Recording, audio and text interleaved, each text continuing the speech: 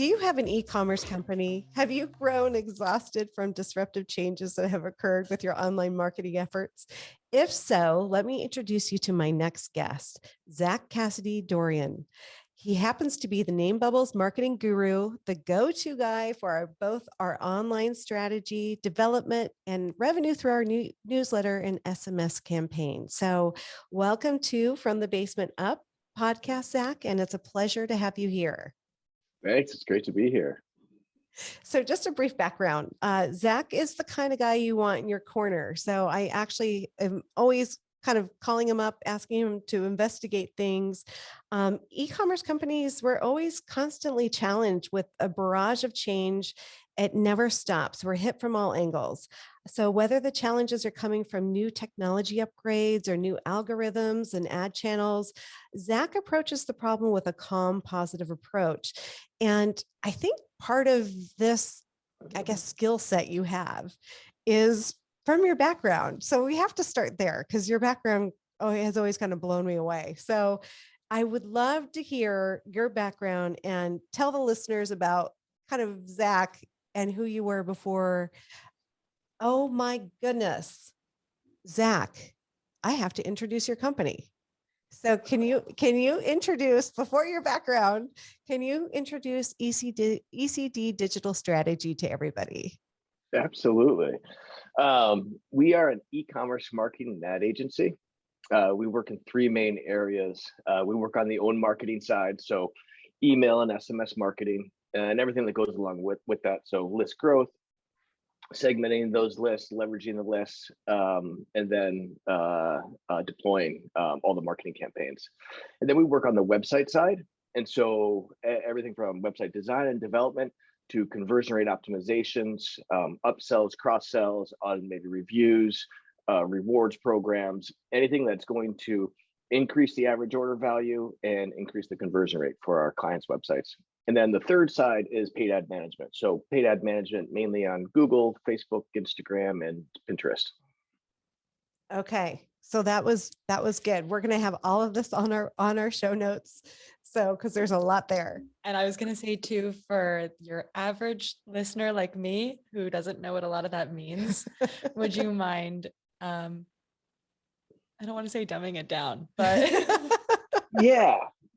So what we do is we look at e-commerce websites, and we've developed a blueprint for what the optimized e-commerce ecosystem looks like. So really it's all the different marketing levers that you should be pulling. And we analyze clients' websites to what our blueprint is, and then we find the levers that they're not pulling and we pull them down. So is that, and I don't know if this is a silly question, I'm really just curious, is that like an algorithm or a method that you could get like trademarked or like patented if you wanted to? It's definitely something I could get trademarked if I wanted to. The thing that I love my company. I love what I do. And what I love about it is that it uses sort of all the aspects of my brain that I enjoy. Use the creative side, the analytical side, the emotional intelligence side. And so the blueprint is really a piece of all of that. So some of the stuff can be measured, some of it can't be.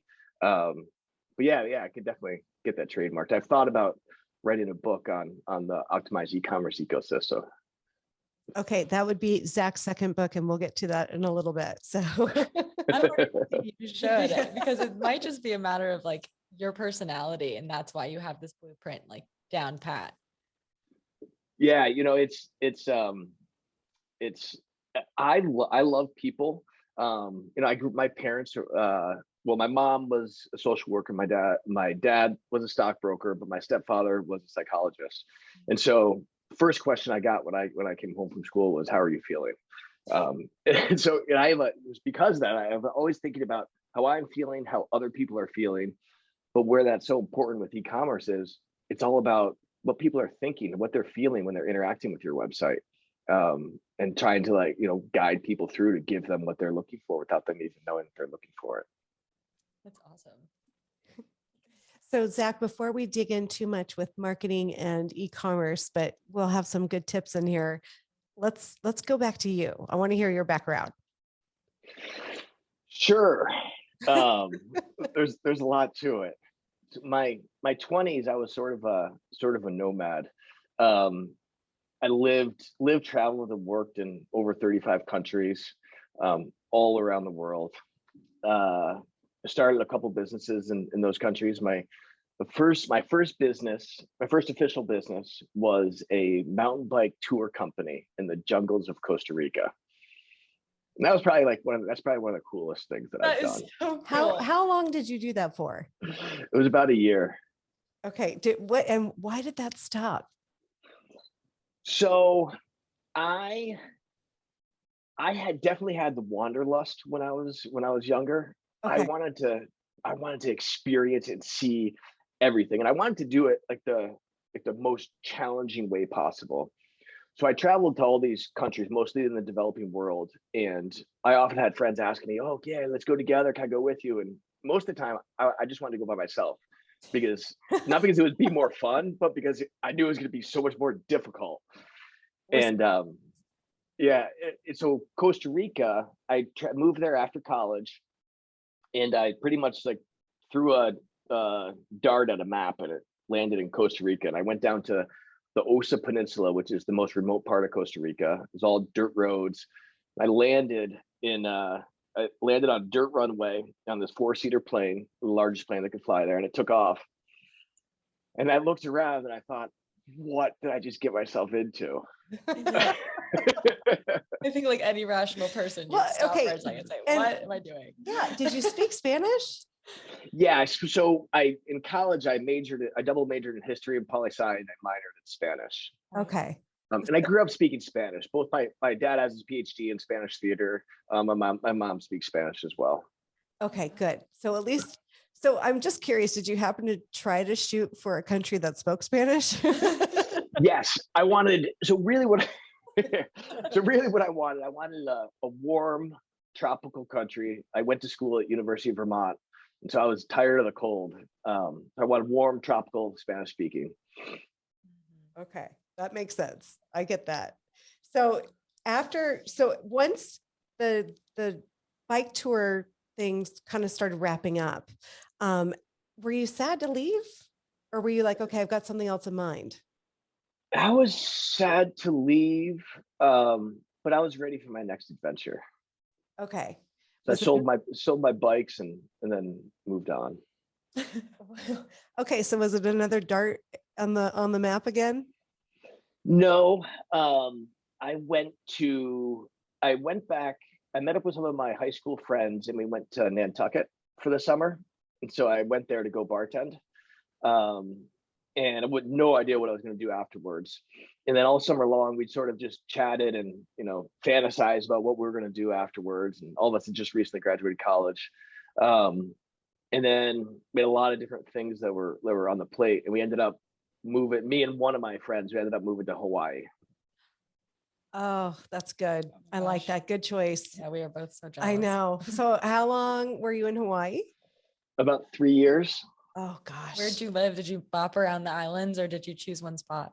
I was in Oahu, and lived sort of the South Shore. So Waikiki, I lived for a while. Hawaii Kai. It was amazing. Yeah. Okay. So the business were you working in Hawaii when you started the next business, or did you move on? I was working in Hawaii. So my next business was importing textiles from Thailand and Nepal. Okay. And so my brother lives in Thailand. He's been there now for about 18 years. Wow. Yeah. He's got a cool background too. He dropped out of college his sophomore year in college back in the late 90s to go work in startup companies in San Francisco. Now he teaches yoga in Thailand. Good for him. What a life. Oh my I know. God. Your family. I want to meet your parents too. Oh my God. So when you were in Hawaii, did you go to Hawaii? Is that your launching place because you knew you wanted to get into the textile business in Thailand? No. So I didn't start that business until I was almost ready to leave Hawaii.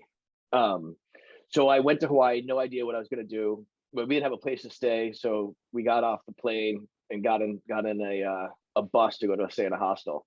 And I ended up getting the job in the vacation ownership industry. Perfect. Yeah, so I did that for about 2.5 years. And then Hawaii's awesome, but it's really far away. So this was in my mid-20s, and all of my friends were getting married, and I was missing all these weddings, and so I was ready to go off and do something next.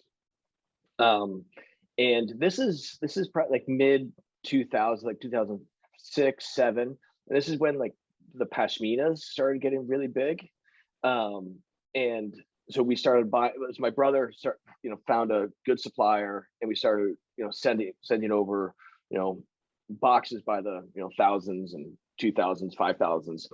And then I was selling them in hotel shows. I was in a few boutiques. And then I had a network of people doing home shows.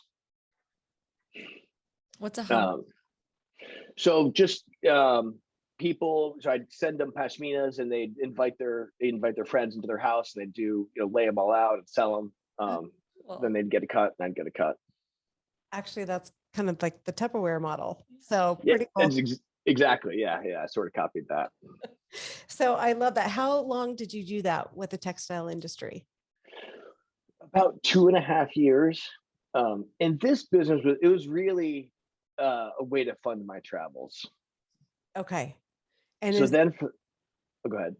no, I was just wondering, is this where you were hitting all of the countries, like the 35 countries? Yeah. So then I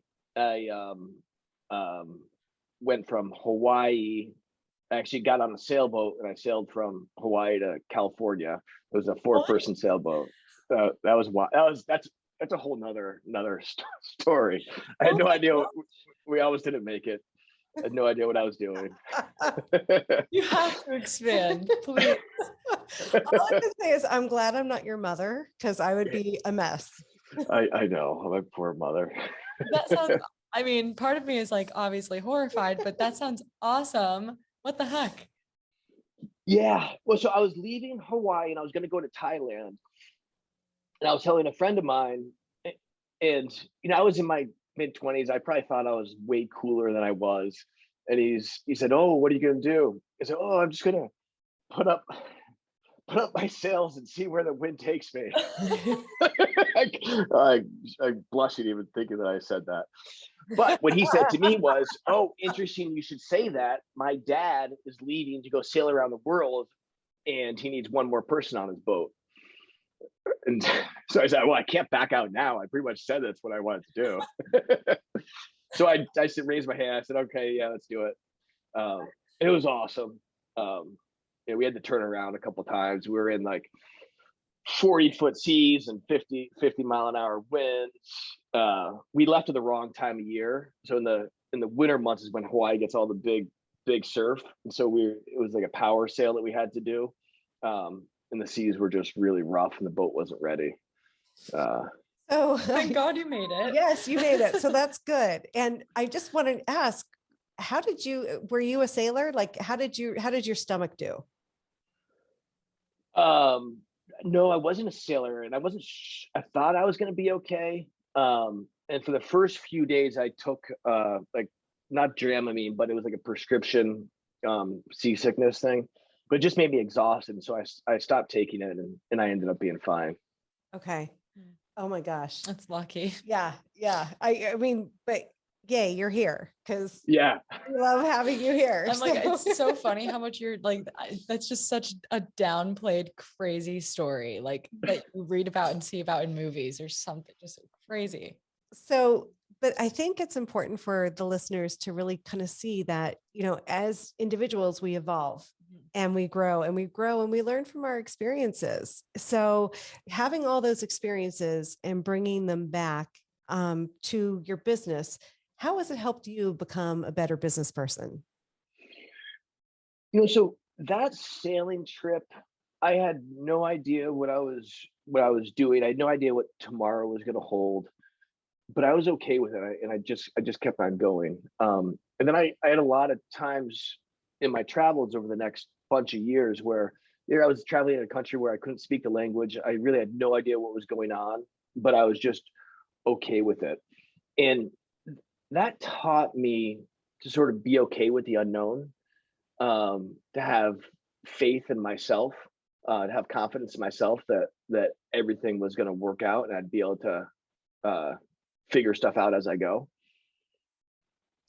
I think that's some of the biggest lessons that I learned. And then also, so from traveling, you're interacting with people with different languages, but then it's different cultures, and everyone interacts differently. And so I think like interacting with people from all these different cultures from all around the world, it really helps me to understand people even more so. So you came back, and then when I know that you have your MBA, is that when you came back from your travels? When did you decide to go back and get your MBA? So I had been traveling overseas in the developing world for like 4 or 5 years or so. 3, 4, 5 years, something along those lines. And a lot of times it was in, you know, really, really poor countries and poor places. And I was sort of, again, I was looking for the next thing that I wanted to do.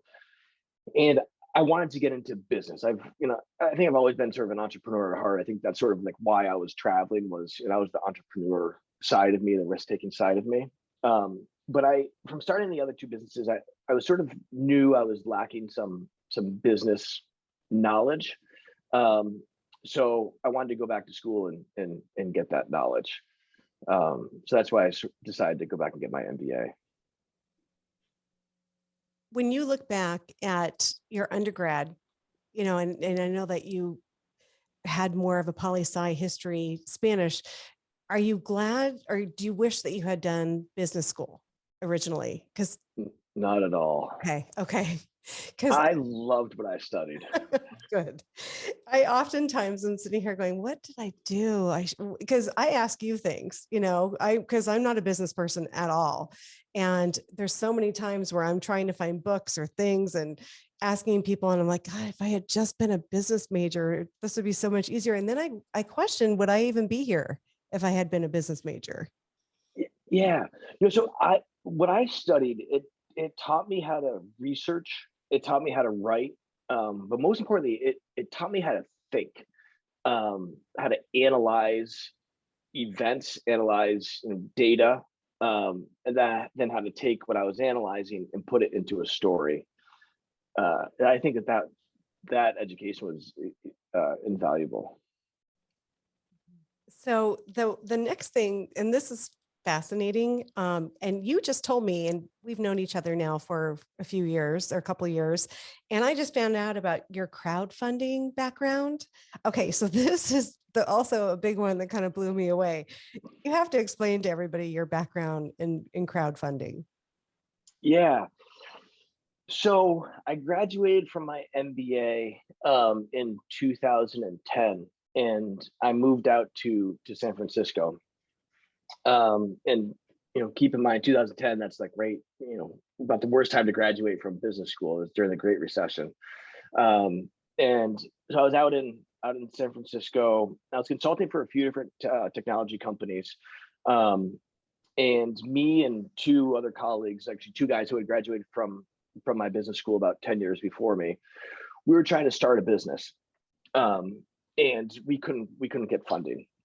Combined, all three of us had raised over $70 million in the past for past businesses. I think like probably 69.8 million was probably from what they raised. The rest was from me. But we couldn't get the funding. And so banks weren't lending money. Credit card companies had slashed the amount, slashed their rates, increase the rates and slash the amount that they'd give you. And VCs, if you weren't in San Francisco, Austin, New York, or Boston, you can't even get in front of a VC. And then at this time, VCs were just giving money out to such a small amount of people. And so we couldn't get the money. And throughout this whole time, we were giving money away to mainly like art-related projects, so people could, start a CD or do a new album, and they do maybe pre-sales of something on Kickstarter or on Indiegogo. And we said to ourselves, we're like, well, this is ridiculous, right? we're able to give money to these people in small increments so they can raise a large amount of money so that they can go out and do one of these projects. Why can't we in turn raise money for our business this way and give debt or equity into our companies? Found out really quickly that the reason why you couldn't do it was because it was illegal. And so there was it was illegal for two main reasons. One, there was a cap on the amount of accredited investors that you could have. And so accredited investors, you had to make more than 200 grand in yearly income, and you could only have 35 or less accredited non-accredited investors. That was one reason. So because of that cap. And the second reason was you couldn't post on. So back then, if you posted on Facebook and you said, "Hey, I'm looking to raise money for my business, who'd like to invest," that was illegal. That was a security offering. So we thought to ourselves, well, this is ridiculous. This makes no sense. And we looked into it, and the securities laws were written back in the 1930s, and they hadn't really been updated since then. So none of us none of us were lawyers, none of us were lobbyists, but just entrepreneurs, and it made no sense. The entire country was talking about how there were no small businesses, there was no money flowing from the people who had it to the people who could use it to start and run businesses. The vast majority of net new job creation in the United States is always from small businesses, and so that's when we ran into such a big problem at that time, because nobody could get the funds to start new businesses. So we started what we call startup exemption. That was the organization that we started, and we wrote an exemption for startups to be able to raise money. So raise up to $1 million through equity and debt-based crowdfunding. We started off with a petition. We got a whole bunch of signatures and some big names on there, and then we flew to Congress and we started walking the halls of Congress. Literally knocking on doors, showing them our exemption. And we finally got Congressman Patrick McHenry from North Carolina, South Carolina, one of the Carolinas. And he saw it and he loved it. He said, "Yes, this is great. Makes a lot of sense." So, this is a long story short. He wrote the law, he wrote the bill. It passed the House with like 97% approval. And then it went over to the Senate, and then a couple other versions of the bill were written, and a different version ended up passing the Senate and then back to the House, and President Obama signed it into law as part of the Title II and Title III of the Jobs Act. That is so amazing. So yeah. Emily is our legal studies student. She's going to go look this up and read it later. I'm highlighting it so that we can literally put in your resources that you helped draft legislation. That's so crazy. Did you go to the Rose Garden signing of the law? Yes, that was well, the whole thing was sort of unreal. Yeah. It was like just sort of this thing that we were passionate on, that we're working on, but at the same time we were like changing the way small businesses could raise money. But yeah, so I got an invitation from the White House that came in the mail to attend the signing in the Rose Garden. That was awesome. It's so surreal. Yeah. That is just crazy. So all of these, you're looking at Kickstarter, you're looking at all these different companies, like you wouldn't exist if it wasn't for me. well, not the Kickstarters, because Kickstarters, they don't do equity and debt-based crowdfunding. Right. They just do like the rewards. But all these other ones that are equity and debt-based, like I made that possible with help from a lot of people, but yeah. Good. Well, I'm glad you showed up at Congress. So, and I think we talked to another entrepreneur that was like, you can do that. You can just go down to Congress and start talking to people. And I was like, what? Exactly. But you did it. And here you are, the co-author of of a law. So that's. Were you nervous? Yeah. No. I think, when we're kids, like little kids, you think that our imaginations just run wild because you think that anything's possible. And then the older we get, the box sort of comes in smaller and smaller on us. But I think at that time, I just thought why not? It made no sense to me that it wasn't legal. The bill made absolutely zero sense at all.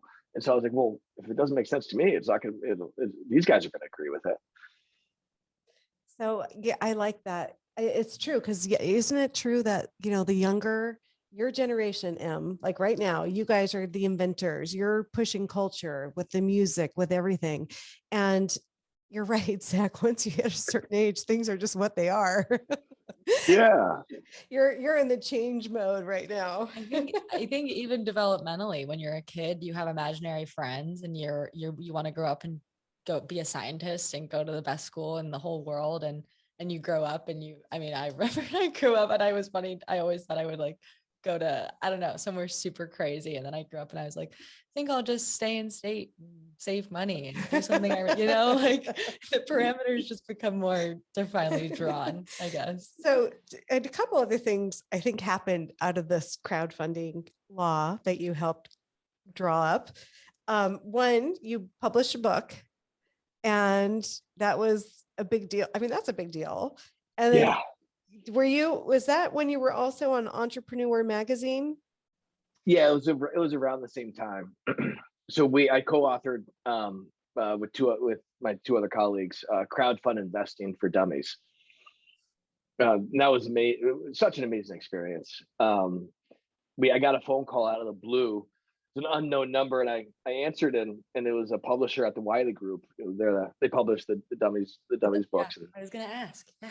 And they asked me. They said who they were. They said, yeah, we'd like you guys to write the first ever crowdfund investing book. Would you be interested? I tried to hold in my laughter because I was thinking, like, yes, like absolutely. Yeah, I think we could be interested. Oh my God, so cool. That's great. Good. So you've got that. Are they like rock stars to you, like the Wiley people, or Yeah, it was pretty cool. And the process of writing that book was amazing. And I'll just touch on this for a second because I learned a lot from this. I've always been someone that, growing up, and I think you can tell from like my travels, I sort of shot from the hip, and just so like someone felt good, go and do it. And not a lot of planning behind stuff. And so they had a very concrete process for how to write books. They've done it thousands and thousands and thousands of times. And what it was all about was a plan and an outline. So they came to us and they told us how many chapters it needed to be. And then from the amount of chapters, then it was broken up into subchapters. And then from subchapters, it was broken up into pages. And then instead of writing a 350-page book, all we had to write were a few pages. And then we broke it up one third between the three of us. And then we had deadlines for specific sections and specific chapters. And then so instead of writing, I had to write 120 pages. Instead of doing that, I would just sit down, okay, first, here are the names of the chapters, here are the names of the subsections, and then I just need to fill in some of these subsections. And then that was that. So that helped a lot for, understanding just how important it is to slow down and make a plan. And think through it. I think you just gave our listeners a essay format template too. Yes. Well, and it's interesting because I know you now where you're always coming up with a strategy and coming up with a plan and looking through the process. And you were even the one that talked to me about EOS and traction. And now I'm in it and I love it. I can't even imagine. What was I doing without it? It's unbelievable. I know. Yeah, it's amazing book, amazing methodology. Absolutely. So I know that the next kind of, I think you had one other business for a short time, and that was the gourmet food, but then you went into ECD, digital strategy. And that is one I am so interested in, like how you started this, because crowdfunding is, I guess it's very technical, and you were in San Francisco. Did you see yourself getting into marketing and e-commerce marketing? Not yet. That the path to ECD was really through the gourmet foods company. And so I had that business for about 5 years, and that's what brought me back to upstate New York, where I live now, and where I'm from, where I grew up. And so really, what happened is the law got passed, and then it was like, okay, now what? Because really the next move for us would have been to create a crowdfunding platform. But what happened was the Senate and the House passed the bill, and then it needed to go to the president. The president then needed to sign it into law. And then once the president signed it into law, he needed to send it to the SEC to then make the rules around it.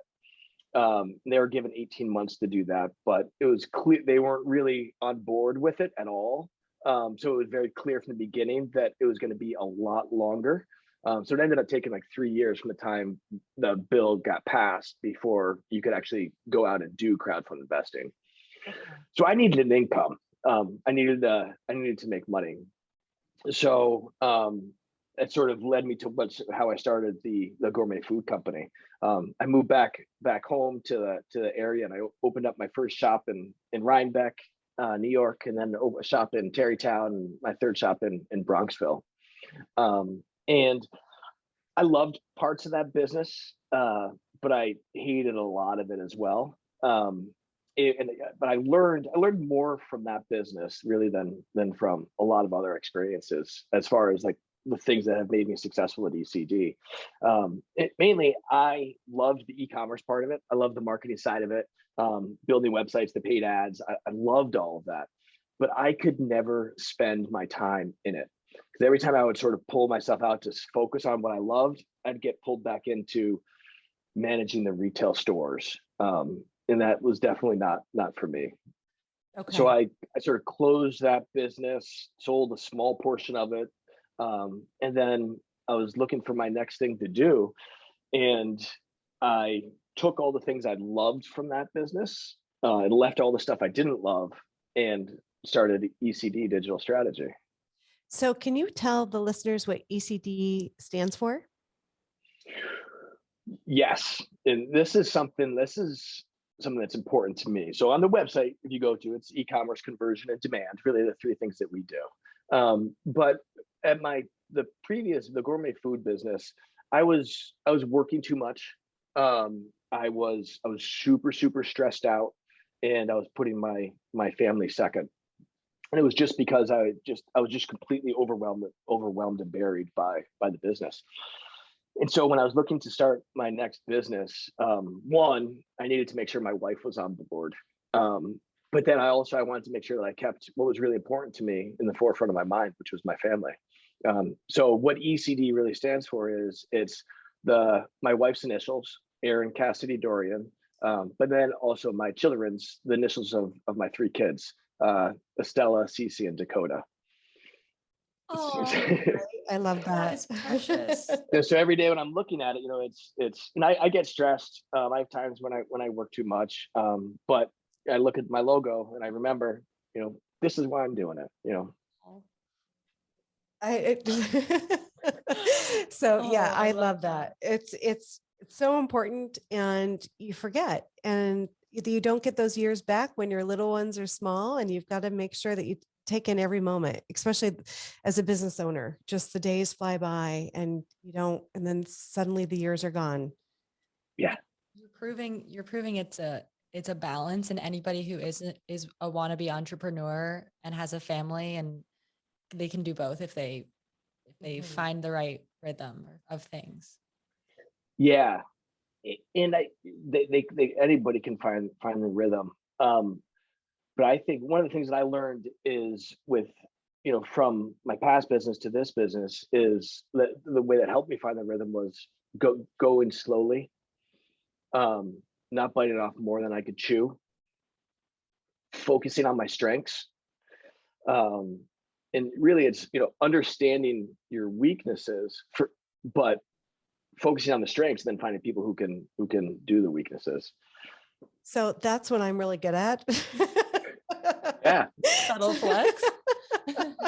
But no, I mean, I know, I'm like, okay, call Zach. I have no idea. So you'll hear me say that all the time. I don't know, call Zach. But that's actually a great way to operate. Definitely. So you've been doing EC Digital Strategy for a long time. And I find e-commerce to be so challenging because you're getting stuff thrown at you all the time. Things are changing. Things are, you just don't know from one year to the next. And a big company like Google, they can change your bottom line just overnight. It's frightening. So with some of these challengings or these challenges, what would you say to a new e-commerce entrepreneur starting out? I think it's important to keep in mind where the world is going. Um, E-commerce isn't going anywhere. More and more people are going to continue to purchase their products online. The magic of e-commerce is when you can replicate that in-store experience online, letting people feel, touch, try your product before they purchase. That's when that magic happens. Um, Focusing on the end customer, I think, is really important. And that may sound simple, but I don't think that it is. And I think for any business, it's really important. So like for my business, our number one goal as a business, period, is to make our clients more money. That's the goal of our business.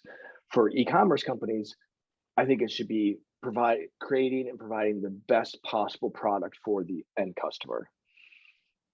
Oftentimes where you can go wrong is if you focus on money, if you focus on making the most amount of money as possible for yourself, because then you're not doing what's best for the end customer, and the end customer is the person that pays you in the first place. Great words of wisdom. Absolutely. So, and we here, just as you know, you're dealing with printers that are changing and software that's changing, and we'll have customers coming back after 4 years saying, "Why don't my labels look the same? I just ordered the same thing," and we have to figure out, well, was it the ink? What was going on? So, it just always providing the best possible product that you can has been just it's everything backed by good customer service.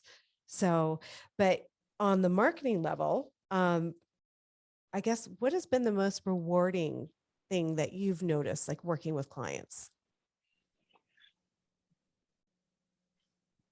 I really care about my clients. Like I see their success sort of like my success.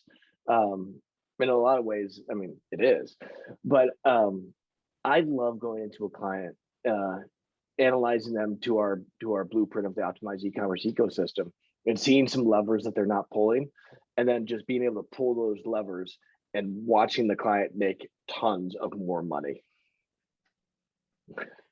I'm raising, I'm raising my hand. So that's what happened with us. And Zach came in, and actually, Zach, do you want to talk about that a little bit? What you came in and found and helped us out? Yeah, one of the biggest things that we saw, was there was a lot of money being left on the table, with email and SMS marketing. Like you were really successful at it, but I could just see it. There was a lot of money that was being left on the table.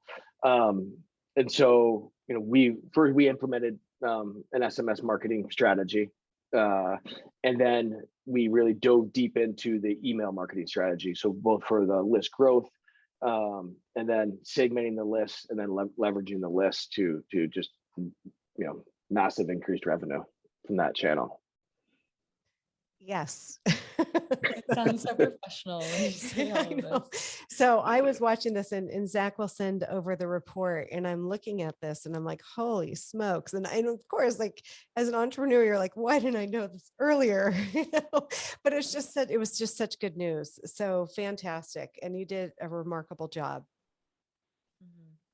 Thanks. It's been fun. And it's probably, I'm just thinking too, like, since your competitor is Google, like, I feel like you have an edge. I don't know. I mean, because you hear about, at least I hear about, just like certain compliance failures that big tech companies like that have, because they are so big that they think that they can get away with certain things, like at the expense of their client. And I feel like you and ECD would never even get there because you said it yourself, like you're putting your client at the forefront of all of the marketing. Yeah, one of our core values is, our first one is we care. And it's not just like, something that's written on a wall or a piece of paper. It's not, I really care. So we had a change recently, and you were giving me warning before. It was the iPhone was changing, and you're just like, hey, heads up, this is going to be affecting the way your social media ads are going to be. I guess how well they may perform, and that is the one thing that I get frustrated with. It's like every single time you feel like you've got smooth sailing, something comes along, and we have to rethink things. So how do you respond to it? Because you always seem pretty positive, and you're like, you don't laugh about it, but you're like, okay, let's figure this out. So I love your approach. I don't know how you do it. Well, I think it's exciting. So I think it's exciting. I love this industry. I love what I do because I have to constantly be learning. I love to learn, and the things that you maybe are an expert at, or things that today, could be drastically different in 6 months from now. So I need to keep in the front of my mind that, hey, the only direction e-commerce is going is up. So the stuff that doesn't work today but used to work, or like the stuff that's working today, it may not work in 6 months or in 3 years from now. But that's awesome. That's exciting, because then it gives us the opportunity to be on the cutting edge of what's next. Okay. So do you think it's harder to make money today in e-commerce than it used to be? No, I think it's harder to make money today in using Facebook ads than it was a year ago, but I think it's easier to make money today in e-commerce than it was 10 years ago, for sure. And I think it's just going to continue. Easy is a hard word. There's definitely more opportunity to make money today in e-commerce than there was 2, 5, 10 years ago. Okay, I go ahead. I was just going to say, we're living in an era of rapid change, as they're calling it. So, I mean, you're figuring that it's only going to become quicker or not easier. I don't know. Yeah, everything's gonna be changing. But so that's a great opportunity to continue to learn. Mhm. So what are the biggest benefits of running your own business? So, I would say freedom. And there's definitely big parts of running your own business that are like the opposite of freedom. so I I guess, like, more specifically, freedom of action. I'm very action oriented. I like to get things done. I like to make decisions and put them into action. I don't like wasting time. And so for working for myself, I'm able to do that. I have the freedom to do that. And then time, I can. So there's, if I had a 9 to 5, I'd be done at 5 o'clock, and that would be it. I'm never off the clock, right? I'm up at 5 o'clock in the morning responding to emails, and I'm organizing my day, and I'm also, last thing I do before bed is I review everything. So I'm always working, but I can work from anywhere in the world that I want. I can travel with my family, and I can work part of the trip. Um, and also, if I need to leave work at 1 o'clock because my son's sick or he got, fell off the playground, which happens often, I can get up and leave and go get him. I don't need to miss school events. So that freedom's important. Good. So I actually, this is kind of good for me to know too. What do you see in your future with ECD? I want to continue growing ECD. Again, I love what I do. I help my clients make a lot of money. And I think there's just so many e-commerce businesses out there who are successful, who could just be so much more successful. So I want to, last year we've had a lot of growth every year since we started. This year I'd like to double what we did last year, and then to continue that forward. Wow. Nice. I'm sure you will do that too. So you always have some nuggets of wisdom for me. I'm always kind of calling, and you'll recommend books and different business literature, things I should be reading. Are there three or just a couple of things that we should put on the show notes for people to read, like for entrepreneurs or even people wanting to get into e-commerce that they need to know or be aware of? Yes. I make all my new employees, the first thing that they need to read is E-commerce Evolved. It's by Tanner Larson. It's a great book. It talks about the whole, like, the e-commerce ecosystem, and it gives you a good understanding of what it takes to be successful. For any business owner, traction is just critical. It helps you plan out your business, get organized. Then for task management, one of my favorite books, I don't even know how I found it, about 10 years ago. It's called Getting Things Done by David Allen. Amazing book. And it's all about, you need to have systems in place to put your thoughts in your tasks. And oftentimes we keep our tasks in our head, and our head is not meant for analyzing tasks. It's not meant for storing them. We need to get them out of our head into a trusted system. The book is great. And then another one for marketing is Building a Story Brand by Donald Miller. That's really good as well. Nice. So we will definitely have those in the show notes. So Zach, I'm just curious, as you're going through your day, because I notice I do this, I have ideas all the time. I'm like, oh gosh. And I get frustrated because I'm like, God, I'm getting older. I wish I had been like this in my 20s, just didn't have all this time. Are you coming up with ideas a lot that you want to pursue? Or you're like, okay, this is where I'm at? Or do you see business ideas and you're like, wow, I wish I had the time to do that? I think that at least my brain is limited, and like the processing power of my brain is limited, and so I try and focus it on e-commerce as much as possible. And so when I'm thinking of new business ideas, what I'm really trying to think about is new ways that my e-commerce clients can make more money. And I try and really stay laser focused on that. And if I were to get think too much about other businesses and other ideas, I think I would get a little sidetracked. And so I really try and limit my expertise. Limiting it to e-commerce is still a pretty big area to work into. But I like how you're kind of pulling in traction. So, Yeah. so everyone knows I actually had to hire a traction coach, an EOS coach, and it has been phenomenal because I definitely send my team off on tangents. And so it has been tremendous. So, and Zach has helped me do that as well. But Zach, in closing, just words to live by, your favorite quote, just something for the listeners. Life is short. Have fun in everything that you do. I got a cool piece of advice, and this led me to starting my mountain bike tour company. But I think it's sort of a good piece of advice that I forgot for a while that I took back when I started this company. But it's find something you love to do and then build a business around it.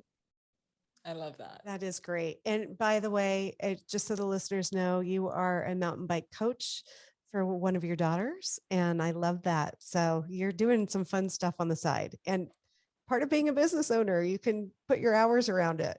Yeah. Actually this year, all three of my kids are joined. I actually started another team for younger kids. And so now this year, all three kids are going to be on the mountain bike team. Oh, awesome. That's very cool. So good. Yeah. So Zach, thank you so much for joining us today. And for the listeners from the basement up, thanks for tuning in and have a great day. It's been great being here. Bye. Bye, guys.